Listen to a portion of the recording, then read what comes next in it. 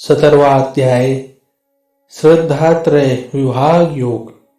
अर्जुन ने कहा, हे कृष्ण, जो लोग शास्त्र के नियमों का पालन न करके अपनी कल्पना के अनुसार पूजा करते हैं, उनकी स्थिति कौन सी है? वे सतोगुणी है, रजोगुणी है या तमोगुणी है? भगवान ने इसके पश्चात कहा, देहधारी जीव द्वारा अर्जित गुणों के अनुसार उसकी श्रद्धा 3 प्रकार की हो सकती है, सतोगुणी, रजोगुणी अथवा तमोगुणी। अब इनके विषय में मुझसे सुनो। हे भरत पुत्र, विभिन्न गुणों के अंतर्गत अपने अपने अस्तित्व के अनुसार मनुष्य एक विशेष प्रकार की श्रद्धा विकसित करता है। अपने द्वारा अर्जित गुणों के अनुसार ही जीव को विशेष श्रद्धा से युक्त कहा जाता है। सतोगुणी व्यक्ति देवताओं को पूजते हैं, रजोगुणी यक्षों व राक्षसों की पूजा करते हैं और तमोगुणी व्यक्ति भूत प्रेतों को पूजते हैं।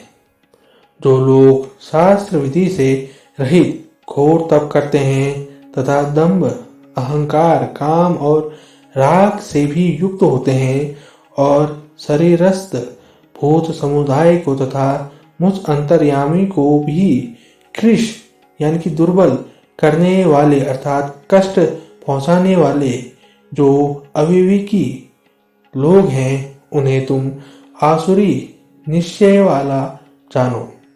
यहाँ तक कि प्रत्येक व्यक्ति जो भोजन पसंद करता है वह भी प्रकृति के अनुसार 3 प्रकार का होता है। यही बात यज्ञ, तपस्या तथा दान के लिए भी सत्य है। अब उनके भेदों के विषय में सुनो। जो भोजन सात्विक व्यक्तियों को प्रिय होता है वह आयु बढ़ाने वाला है, जीवन को शुद्ध करने वाला है तथा बल, स्वास्थ्य, सुख तथा तृप्ति प्रदान करने वाला है। ऐसा भोजन रसमयी, स्वादप्रद और स्वास्थ्यप्रद तथा हृदय को भाने वाला होता है। अत्यधिक तिक्त, खट्टे, नमकीन, गरम, चटपटे, शुष्क तथा जलन उत्पन्न करने वाले भोजन रजोगुणी व्यक्ति को प्रिय होते हैं। ऐसे भोजन दुख, शोक तथा रोग उत्पन्न करने वाले हैं। खाने से 3 घंटे पूर्व पकाया गया स्वादहीन, वियोजित एवं सड़ा, चूटा तथा अस्पर्श वस्तुओं से युक्त भोजन उन लोगों को प्रिय होता है जो तामसी होते हैं। यज्ञों में वही यज्ञ सात्विक होता है जो शास्त्र के निर्देशानुसार कर्तव्य समझकर उन लोगों के द्वारा किया जाता है जो फल की इच्छा नहीं करते हैं। लेकिन हे भरतश्रेष्ठ, जो यज्ञ किसी भौतिक लाभ के लिए गर्ववश किया जाता है उसे तुम राजसी जानो।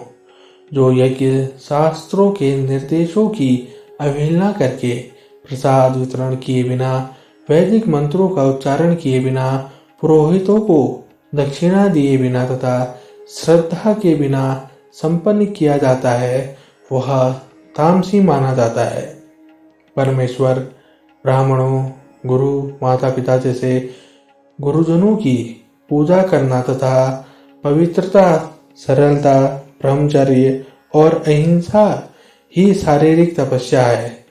सच्चे पाने वाले हितकर तथा अन्यों को शुभ न करने वाले वाक्य बोलना और वैदिक साहित्य का नियमित पारायण करना, यही वाणी की तपस्या है तथा संतोष, सरलता, गंभीरता, आत्मसंयम एवं जीवन की शुद्धि ये मन की तपस्याएं हैं।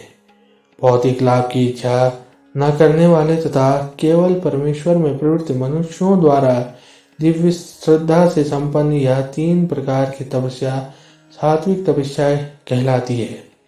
जो तपस्या दम्भपूर्वक तथा सम्मान, सत्कार एवं पूजा कराने के लिए संपन्न की जाती है वह राशि यानी कि रजोगुणी कहलाती है। यह ना तो स्थायी होती है न ही शाश्वत।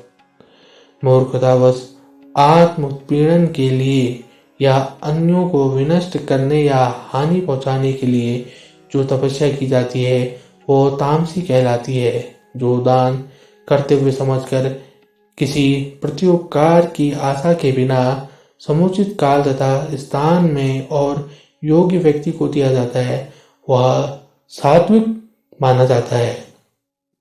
किंतु जो दान प्रत्युपकार की भावना से या कर्म फल की इच्छा से या अनिच्छा पूर्वक किया जाता है वह रजोगुणियन की राजस कहलाता है। जो दान किसी अपवित्र स्थान में अनुचित समय में किसी अयोग्य व्यक्ति को या बिना समुचित ध्यान तथा आदर से दिया जाता है वो तामसी कहलाता है। सृष्टि के आदिकाल से उ तत् सत ये तीन शब्द पर ब्रह्म को सूचित करने के लिए प्रयुक्त किए जाते रहे हैं। ये तीनों सांकेतिक अभिव्यक्तियां ब्राह्मणों द्वारा वैदिक मंत्रों का उच्चारण करते समय तथा ब्रह्म को संतुष्ट करने के लिए यज्ञों के समय प्रयुक्त होती हैं। अतएव योगी जन ब्रह्म की प्राप्ति के लिए शास्त्रीय विधि के अनुसार यज्ञ दान तथा तप की समस्त क्रियाओं को शुभारंभ सदैव ओम से करते हैं। मनुष्यों को चाहिए कि कर्म फल की इच्छा किए बिना विविध प्रकार के यज्ञ तप तथा दान को तत् शब्द कहकर संपन्न करें। ऐसी दिव्य क्रियाओं का उद्देश्य भवबंधन से मुक्त होना है। हे पार्थ, सत्य भाव व साधु भाव में सत शब्द का प्रयोग किया जाता है और प्रशस्त यानी कि श्रेष्ठ और शुभ कर्म में सत शब्द प्रयुक्त होता है। यज्ञ तप और दान में दृढ़ स्थित भी सत कही जाती है और उस परमात्मा के लिए किया गया कर्म भी सत ही कहलाता है। हे पार्थ, श्रद्धा के बिना यज्ञ दान या तप के रूप में जो भी किया जाता है वह नश्वर है, वह असत कहलाता है और इस जन्म तथा अगले जन्म दोनों में ही व्यर्थ हो जाता है।